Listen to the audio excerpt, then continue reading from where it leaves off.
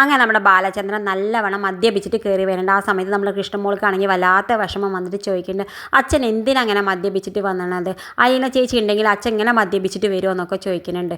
എന്തായാലും നമ്മുടെ ബാലചന്ദ്രൻ കൃഷ്ണമോൾ ഇങ്ങനെ മുഖത്തൊക്കെ ഇങ്ങനെ തട്ടി കൊടുക്കുന്നുണ്ട്, എന്നിട്ട് സമാധാനിപ്പിക്കുന്നുണ്ട്. പിന്നെ കാണിക്കണത് നമ്മുടെ വൈജ ബാലചന്ദ്രനോട് വന്നിട്ട് പറയുന്നുണ്ട്, ബാലചന്ദ്രൻ അഹങ്കാരം കൊണ്ടല്ലേ ഇങ്ങനെ മദ്യപിച്ചിട്ട് വന്നതെന്ന് പറയുന്നുണ്ട്. ആ സമയത്ത് നമ്മുടെ ബാലചന്ദ്രൻ വൈജയോട് പറയുന്നുണ്ട്, നിൻ്റെ അഹങ്കാരം കൊണ്ടല്ലേ നീ വണ്ടി എടുത്തിട്ട് പോയിട്ട് ആക്സിഡൻ്റ് ആയിട്ട് തവളെ പോലെ കടന്നിരുന്ന്, അല്ലാതെ എൻ്റെ അഹങ്കാരം കൊണ്ടല്ല എന്ന് പറയുന്നുണ്ട്. ആ സമയത്ത് നമ്മുടെ വൈജ പറയുന്നുണ്ട്, ഇനി ഇങ്ങനെ അഹങ്കരിച്ച് നടന്നു കഴിഞ്ഞാൽ നിങ്ങൾക്ക് ഇനിയൊരു അറ്റാക്ക് വരാനുള്ള സാധ്യത ഉണ്ട് എന്ന് പറയുന്നുണ്ട്. ആ സമയത്ത് നമ്മുടെ ബാലചന്ദ്രൻ പറയുന്നുണ്ട്, ഇനി ഒരു അറ്റാക്കിനൊന്നും ഞാൻ കാത്തു നിൽക്കില്ല, ഇനി എനിക്ക് ഒരു യാത്രയുള്ളൂ, അത് മേലോട്ടുള്ള യാത്രയാണ്, അല്ലാതെ എനിക്ക് വേറെ ഒരു യാത്രയില്ല എന്ന് പറയുന്നത്. ഇതൊക്കെ കേൾക്കുമ്പോൾ നമ്മുടെ വൈജയ്ക്കും വല്ലാത്ത വിഷമമുണ്ട്, കാരണം സ്വന്തം ഭർത്താവല്ലേ അവളെങ്ങനെ പറയണമെന്നൊക്കെ വിചാരിച്ചിട്ട്.